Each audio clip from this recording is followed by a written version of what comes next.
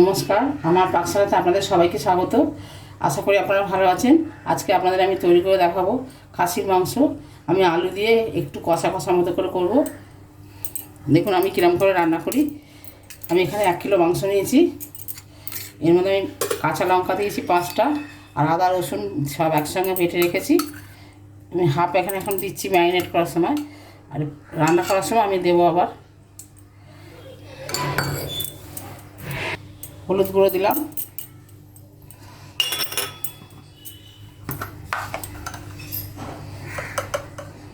সবই অল্প অল্প করে দিচ্ছি।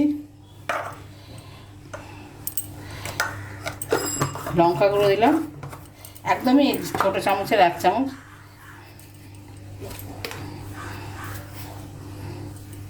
অল্প নুন দিলাম,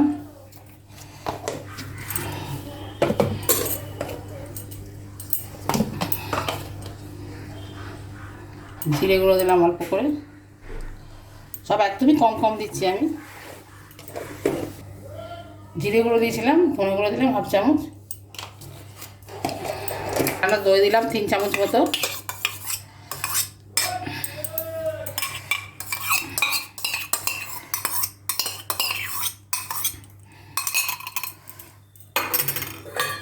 অল্প করে সর্ষের তেল দেবো।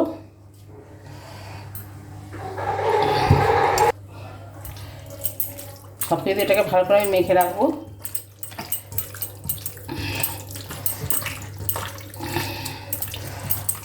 যতটা সময় রাখা যাবে ততই ভালো।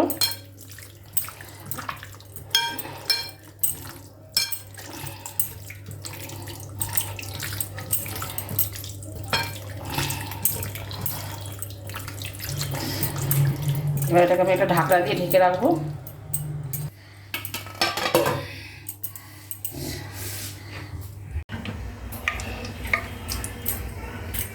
আমার মাংসটা ম্যারিনেট করে রাখা আছে। এবার আমি গ্যাস ধরিয়ে তেল দিয়েছি, তেলটা গরম হয়ে গেছে। এবার আমি কেটে রাখা আলুগুলো ভেজে নেবো। আমি এটা আলু দিয়ে করবো, আপনারা চাইলে আলু ছাড়াও করতে পারেন।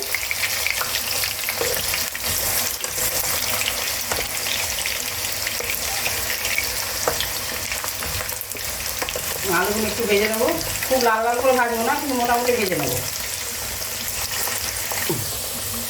আমার আলুটা মোটামুটি ভাজা হয়ে গেছে, এর থেকে বেশি ভাজার দরকার নেই।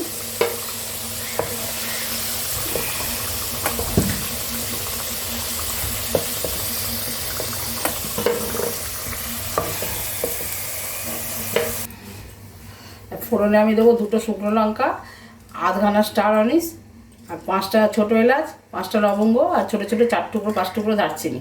তেজপাতা আপনারা চাইলে দিতে পারেন। আমরা সাধারণত খাসির মাংস তেজপাতা দিই না, আপনাদের ইচ্ছা করলে আপনারা দেবেন।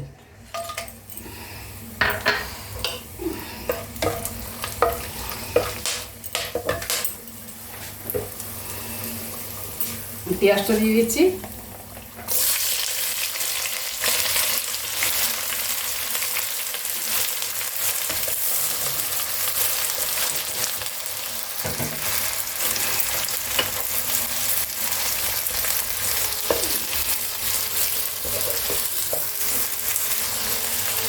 আমি বড় বড় সাইজের 4টে পেঁয়াজ দিয়েছি। পেঁয়াজগুলো ভালো করে ভাজবো। পেঁয়াজগুলো কম ভাজলে হবে না, একদমই ভালো করে লাল লাল করে ভেজে নিয়ে আপনারা দেখাচ্ছি। তখন আমি ম্যারিনেটের সময় যেটা দিয়েছিলাম অল্প করে, এবারে সেটা আমি ঠিক মতো আন্দাজ মতো দিয়ে দিচ্ছি। সেই কাঁচা লঙ্কা, আদা রসুন বাটাটা দিয়ে দিলাম। আর এখানে আমি অল্প ধনে গুঁড়ো, জিরে গুঁড়ো, লঙ্কা গুঁড়ো আর কাশ্মীরি লঙ্কার গুঁড়ো এগুলো মিশিয়ে রেখেছি, এটা আমি দিয়ে দিলাম।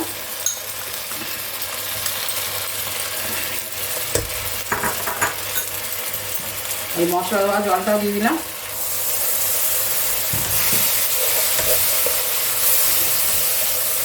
মশলাটাকে আমি ভালো করে কষে নেবো।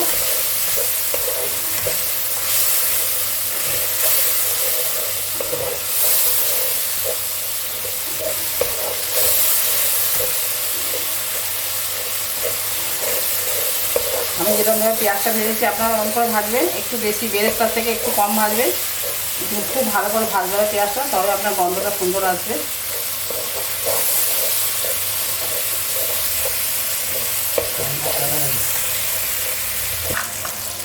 এর মধ্যে আমি একটা মশলা অ্যাড করছি। আমি আগের দিন মোগলাই চিকেনে দিয়েছিলাম, আপনারা রেসিপিটা দেখে নেবেন মশলাটা আমি কীরকমভাবে তৈরি করেছিলাম।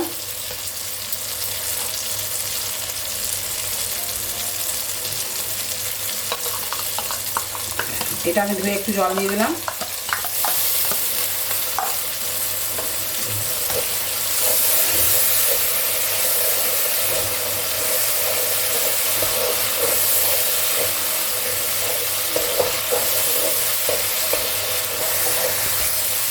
আর মশলাটা আমার একদমই ভাজা হয়ে গেছে, তেল ছেড়ে দিয়েছে। এবারে ম্যারিনেট করে রাখা মাংসটা দিয়ে দেবো এর মধ্যে। তো আমি 1.5 ঘন্টার উপর ম্যারিনেট করে রেখেছি।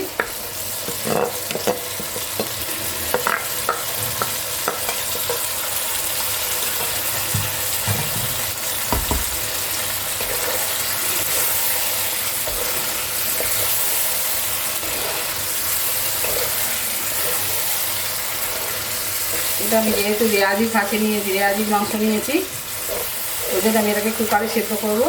আপনারা চাইলে যদি কুকারে সিদ্ধ না করেন তখন এটাকে অল্প একটু পেঁপে বেটে, কাঁচা পেঁপে বেটে এর মধ্যে ম্যারিনেট করে রাখবেন, তাহলে একটু কাড়া দেওয়ার দরকার হবে না। আমি যেহেতু এটা দিইনি, আমি কুকারে সিটি দিয়ে নেব।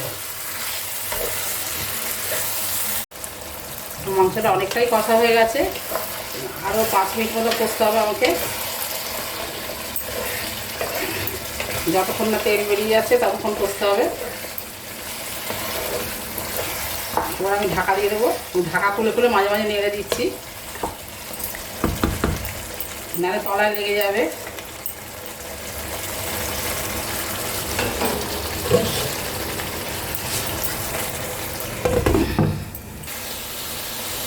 আমার সম্পূর্ণ রান্নাটা প্রায় কষা হয়েই গেছে।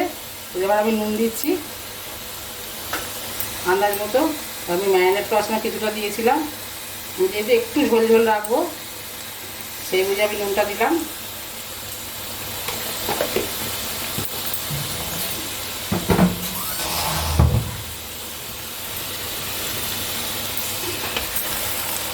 কষাটা একদমই হয়ে গেছে, এবার আমি কুকারে দিয়ে দেবো।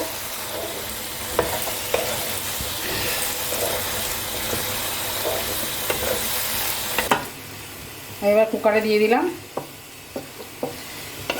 3টে সিটি দেবো আমি। 3টে সিটি দেওয়ার পর তারপর আমি খুলে আলু দেবো। এবার আমি এতে জল দিয়ে দিচ্ছি। গরম জল দিলেই ভালো, আমার যেহেতু গরম জল করা হয়নি তাই আমি ঠান্ডা জল দিলাম। আপনারা পারলে গরম জল দেবেন।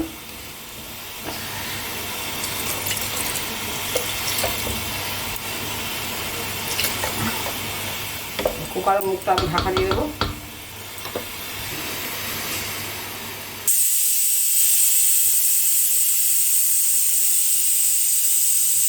আমি 3টে সিটি দিয়ে নামিয়ে দিয়েছি। এবার আমি এর মধ্যে ভেজে রাখা আলুগুলো দিয়ে দিচ্ছি। একটা সিটি দেবো।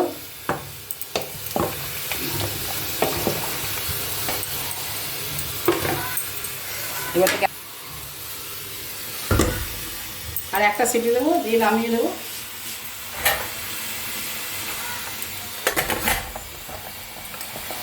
আমার রান্নাটা একবারই রেডি হয়ে গেছে, পরিবেশন করে দেখালাম। আমি যেরকমভাবে রান্না করলাম এরকমভাবে রান্না করবেন, দেখতেও খুবই সুন্দর হয়েছে, খেতেও আশা করি ভালো লাগবে। আপনারা এরকমভাবে করবেন, যদি ভালো লাগে লাইক দেবেন, রান্নাটা সবার মধ্যে শেয়ার করবেন, আর কমেন্টসের মাধ্যমে জানাবেন কেমন লাগলো আপনাদের। আর যদি আপনারা ইউটিউব থেকে দেখেন তাহলে আমার চ্যানেলটা সাবস্ক্রাইব করবেন, যদি ফেসবুক থেকে দেখেন তাহলে ফলো করবেন। আপনারা সবাই ভালো থাকবেন, সুস্থ থাকবেন। ফিরে আসবো অন্য কোনো রেসিপি নিয়ে। নমস্কার।